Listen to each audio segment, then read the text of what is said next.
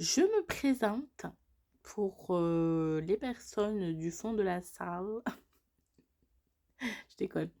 Vous verrez au fur et à mesure du temps, je suis assez blagueuse, assez titilleuse, assez pardon, dans le mood de la blague, quoi.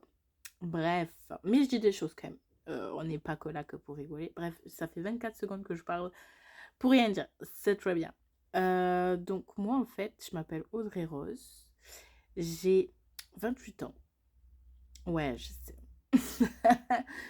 Et en fait, bah, récemment, enfin toute ma vie, je suis passée par plein d'étapes, plein d'événements, et j'ai eu toujours un vrai questionnement spirituel depuis que je suis toute petite.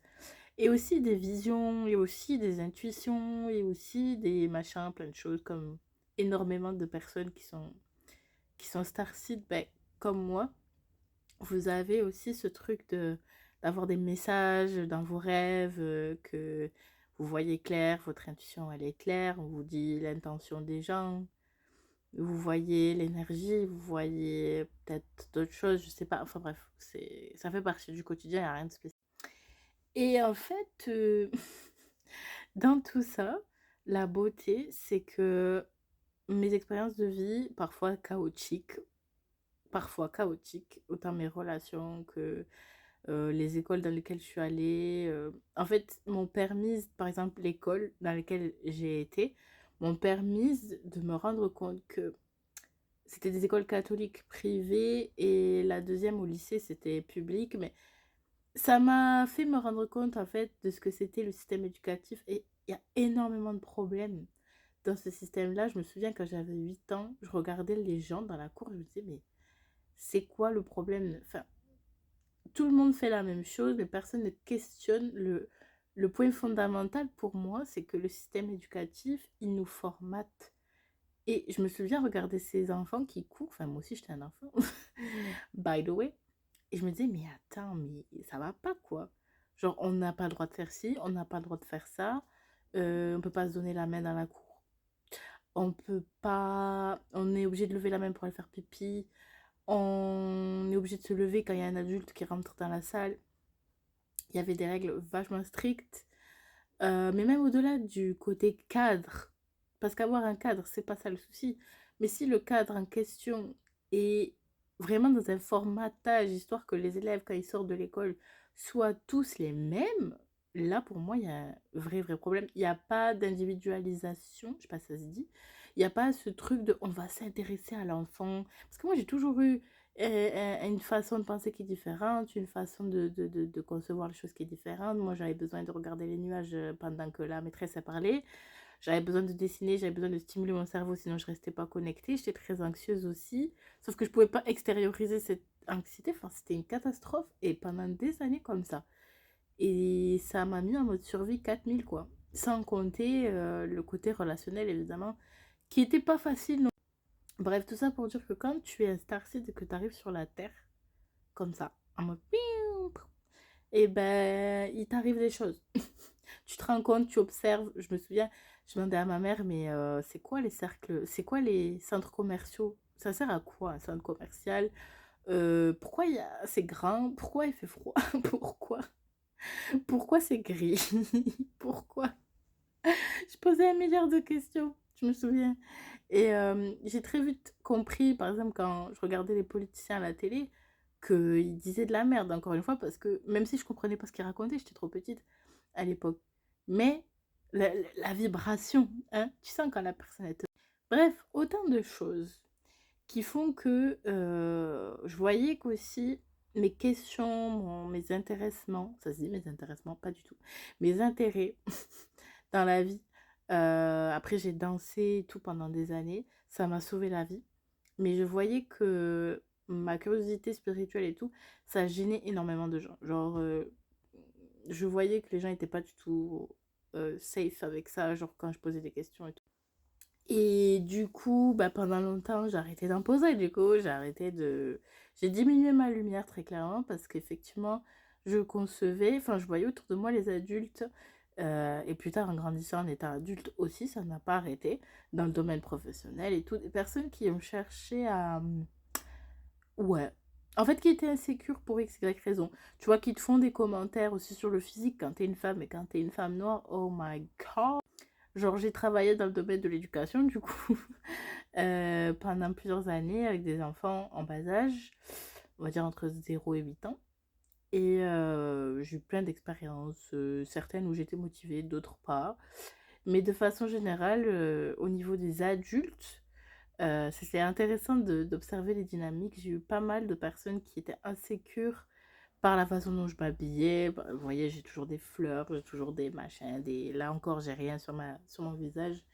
Mais des fois, je me maquille, je mets des couleurs, je mets des trucs, des machins, enfin, bref. Et très souvent, j'ai des commentaires de femmes, et ça me désole énormément, qui me disent: «Ah, mais du coup, pourquoi t'as cette coupe de cheveux? Pourquoi tu changes de coupe? Pourquoi t'as fait des tresses? Pourquoi là? Pourquoi t'as mis du bleu? Nana.» Même pas bonjour, hein, c'est direct: «Ah, bah tiens, t'as changé de coiffure aujourd'hui.» Enfin, en effet, que des trucs comme ça.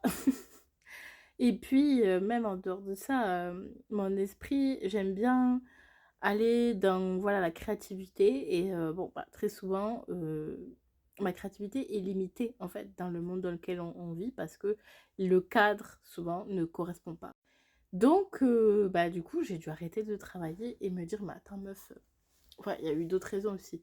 J'ai eu un épuisement, un burn-out, à un moment donné. Je m'en rendais même pas compte que j'étais en train de faire un burn-out. Un épuisement mental et du coup, bah, j'ai dû tout arrêter et cetera donc et arrêter de travailler et donc me ressourcer et en fait, c'est cette période de ressourcement qui a duré plusieurs mois, toutes 3 saisons quasiment, depuis l'automne dernier, qui m'a éveillée sur l'importance de vivre, alors, une slow life, comme on peut dire et sur le fait de tant pis s'il y a rien pendant un moment, le temps qu'il y a rien, tu t'ajustes, tu régules ton système nerveux, tu ralentis, tu écoutes ton corps parce qu'en fait, mon problème, j'ai tout mélangé, mais au moins comme ça, je vous ai tout, voilà, je vous ai tout jeté dans la gueule comme ça, vous avez une idée un peu de comment mon cerveau il fonctionne. Bref, je disais, ouais, donc c'est cette période de burn-out qui a fait que je me suis rendu compte de l'importance de ralentir, d'écouter son corps, de le réguler, de bien manger, faire des siestes, aller au soleil, c'est pour ça que je suis là. Et puis tout ça, ça m'a éveillée en fait. Ça m'a permis de travailler sur moi à un niveau beaucoup plus profond qu'avant et de comprendre en fait. Je commence à avoir des éléments de réponse très clairs sur qu'est-ce que je fous sur cette... Parce que quand tu te sens, quand tu es neurodivergent, tu peux te dire, mais c'est quoi? Tu regardes les gens autour de toi, tu te dis, mais qu'est-ce que je fous là, moi, finalement? Sans jugement et sans condescendance, c'est vraiment une vraie question. Tu ne te reconnais pas dans les gens autour de toi, que ce soit dans ta famille, encore moins, dans enfin, n'importe où, dans tout, au travail, enfin, donc voilà, ça fait que du coup, pour te trouver, il faut un temps, en fait, d'introspection, un temps ouais, de te retrouver avec toi-même pour te recentrer. Et c'est ça que j'ai fait et qui m'a fait un bien fou d'ailleurs et qui m'a énormément ressourcée. Et j'ai toujours été intéressée par, le bien-être justement parce que je me sentais mal dans ce monde. Quand tu es trop différente, tu souffres quoi, c'est dur, hein, c'est dur. Et bref, enfin non, aujourd'hui, je me considère comme une être humaine normale. C'est-à-dire que j'ai, oui, mes particularités, mais ça fait pas de moi quelqu'un de spécial. Je pense qu'on a tous et toutes notre spécialité, spécificité. Et c'est ce que je faisais avec les petits avec qui je travaillais. Je les aidais à trouver leur force, à trouver, puis surtout à les mettre en avant. Et donc, c'est ce que je fais avec moi-même maintenant. Et c'est ce que je fais avec les autres depuis peu. J'ai proposé quelques accompagnements. C'est le début là de l'aventure, mais ça fait un moment quand même que j'accompagne les gens, mais jamais en one-to-one. So, j'avance dans une nouvelle aventure et là j'ai ouvert des places pour un accompagnement tout nouveau et pour aider les personnes à justement trouver un équilibre dans tout ça.